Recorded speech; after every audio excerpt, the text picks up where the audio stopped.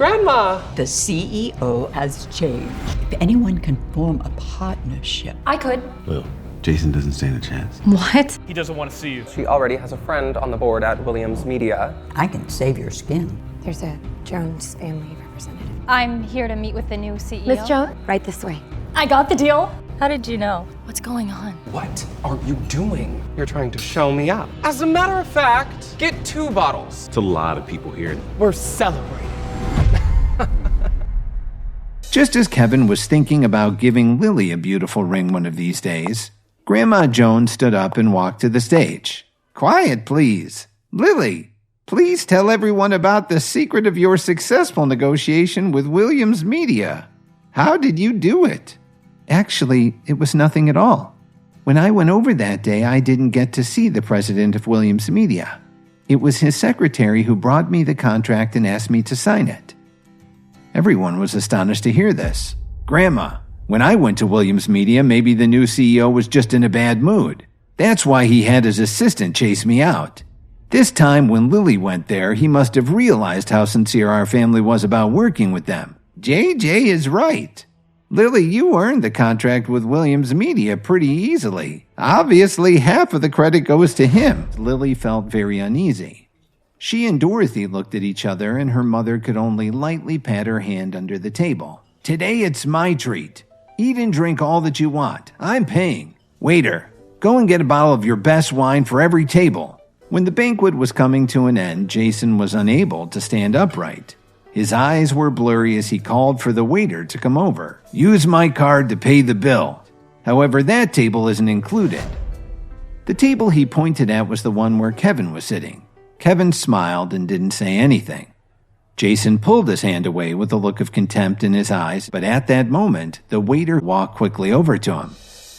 "Mr. Jones, I'm very sorry. The limit on this card isn't high enough to pay for tonight's bill." "Are you kidding me? This card has a $100,000 limit, and you're telling me it's not enough for tonight's meal? I'm sorry, but I forgot to tell you. Mr. Jones, you've spent over $110,000 tonight." $110,000? What were they eating? Gold? "You're a thief. Get your manager here right now." Kevin watched the whole scene without saying a word, and finally he couldn't help laughing. When the hotel manager arrived at his table, Jason stepped up to him angrily and asked loudly, "This is how you do business? I'm going to file a complaint with the State Liquor Control Commission. I have friends downtown." "Mr. Jones, you said that I should serve you our best wine. That's what I did. Because you needed 20 bottles for the entire room, we gave you our best price. You actually saved almost $18,000. Jason reached out to grab the hotel manager's lapels. Just then, an extremely calm voice came from the entrance of the banquet hall. "What seems to be the problem here?" As soon as Grandma Jones saw the man in the Armani suit, she quickly stood up and walked up to him. "Mr. Cook, I'm very sorry about this misunderstanding. My grandson sometimes drinks a little too much and makes bad decisions." Mitchell Cook wasn't just the owner of the Whistler Hotel. He was also well known as one of the most influential men in Chicago. Definitely a big shot you didn't want to mess with. "Mr. Cook, don't worry. We'll get you the money right away. We can't let JJ pay all the expenses tonight. Each of you should contribute $5,000. The rest of the money will be paid by JJ and me." "Lily, why are you looking so upset? Don't tell me you can't even come up with $5,000. We have $5,000. The moment Mitchell Cook heard Kevin's voice, his expression changed dramatically. "May I ask who you are?" "Mr. Cook, please don't be angry. This man isn't even a true member of our family. He married into it. If you don't like him, do whatever you want. Just don't take it out on the rest of us." Kevin stood up, turned around, and looked calmly at Mr. Cook. "Long time no see. It's really you. I can't believe it. How are you doing, boss?" "I'm not your boss anymore, Mr. Cook. Just call me Kevin." To give you some background, when he was a teenager, Kevin saved Mitchell Cook's life. Cook had been set up by some of these thugs, and they'd beaten him half to death.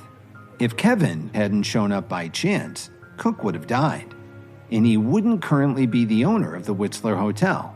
it was Kevin who provided him with almost $100,000 to get his business off the ground. If you could just ask the waiter to add my table's bill to the $5,000, I can give you my card to pay. Your money's no good here. Put your card away. Kevin stared at him for a moment and opened his mouth to speak. How about if I give you a discount? A 50% discount? Mr. Cook, I didn't know that you're friends with our Kevin. Since we're paying this bill together, may we have a discount too? Didn't that guy just say that Kevin has nothing to do with your family? Grandma Jones's face froze. Kevin took a look at the bill. After the discount, it was about $2,500. Ha! I'd like to see how you could even pay that much. He took his wallet out of his pocket, pulled out a bank card, and handed it to the hotel manager. The hotel manager slid the card into his portable reader. Lily stared nervously at the hotel manager, afraid that Kevin's card would be rejected for lack of funds.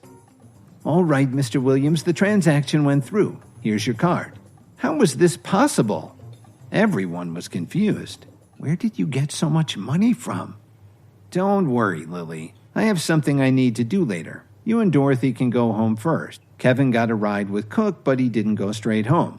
You've done an amazing job. I never imagined you were the owner of the Whistler Hotel. By the way, where are you taking me? Do you remember Adriana Wright? I just told her about meeting you in my hotel, and she was really happy about it. We talked it over and decided to surprise you. Kevin met Adriana when he lost his briefcase in a wine store. She was working in the shop and noticed that he'd left it behind. Kevin found out that Adriana wanted to start her own business, so he formed a partnership with her. He also fronted her $100,000 just like he'd done for Cook. After all, she had chased him for 3 blocks to return his briefcase. In just a few short years, she actually built the West Chicago International Group. After a few more minutes of driving, Kevin and Cook stopped at an enormous office complex in the west suburbs. Mr. Cook, the president is waiting for you on the 3rd floor. Okay, Kevin, wait down here for a while. We'll go and get a surprise ready for you. Adriana's Chicago headquarters was very large. The 1st floor was mainly used to display the latest products. Kevin spent a lot of time looking around. Hey, I thought it was Kevin.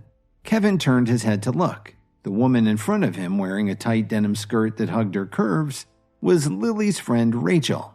Kevin, you came here by yourself? The things in West Chicago International Group aren't cheap. If you don't have enough money, you should get out fast. By the way, it seems you still haven't called me boss since we made the bet the other day. I don't know what kind of scuzzy deals you made to get that money. A balding man with a slight paunch walked over and spoke to Rachel. Honey, what's wrong? Who is this? Hubby, this guy is Lily's husband. He was being very rude to me and wanted me to call him boss. Rachel's husband was named Cody Hunter. Cody grabbed Kevin's collar and was about to punch him. Rachel watched with pleasure. Stop it! Cody stepped back and unclenched his fists, raising his open hands in the air like he was surrendering. He looked at Cook, who was running toward him like lightning, followed by Adriana, who was right behind him. Cody was stunned. Mr. Cook, and President Wright, what a nice, surprise. I was just trying to scare him. You see, Mr. Cook, I just got promoted. I'm Cody Hunter, the new manager of the entire region. I'll get someone to kick him out right now. Regional manager, is it? Adriana, I think you know what to do. I order you to go to the personnel office tomorrow and turn in your resignation. Kevin, it's wonderful to finally see you again. Come along with me. Just as the 3 of them were about to leave together, Cody and Rachel came to their senses and ran to catch up with them. Kevin, boss, this was all my fault. Can you convince President Wright not to fire him? That isn't a bad apology. Couldn't you let him go back to his old job for a while? If he learns how to be a decent person, he can go up for promotion again. Adriana naturally followed his line of thinking. Rachel hurried over and gave Kevin a hug. Adriana, Kevin, and Cook headed to the Chartreuse Mill, the largest bar in Chicago. The 3 of them had just sat down when 2 men with extremely excited expressions on their faces pushed open the door and walked in. Kevin! Gilbert! Emo! Come in here, you guys! Gilbert Rhodes and Emo Squire were comrades in arms. They had served together in the Special Forces, and after they retired, they became Kevin's personal bodyguards and martial arts instructors. Gilbert's mother had cancer back then, and Kevin gave him over $100,000 to help with expenses for her medical care and comfort. A while after that, Gilbert and Emo wanted to move on, so Kevin gave them money to help them out. They owed their success to him. It's really been too long, Gilbert. I can't believe this is your bar. You've done pretty well for yourself. So, Emo, what are you up to? Are you working together? Emo's doing very well. He runs a bodyguard company. After they talked and laughed for a while, Adriana stood up and left the room. A few minutes later, she came back with a gift box in her hand. Kevin, we got you this gift almost a year and a half ago. We're so glad that we can finally give it to you in person. Taking the box from Adriana's hand, Kevin looked at his 4 friends and slowly opened the box. As he looked inside, his eyes twinkled. Hi, Kevin here. If you were wondering what happens next, then download the Pocket FM app and listen to the exciting episodes of Insta Empire now with the link in the description.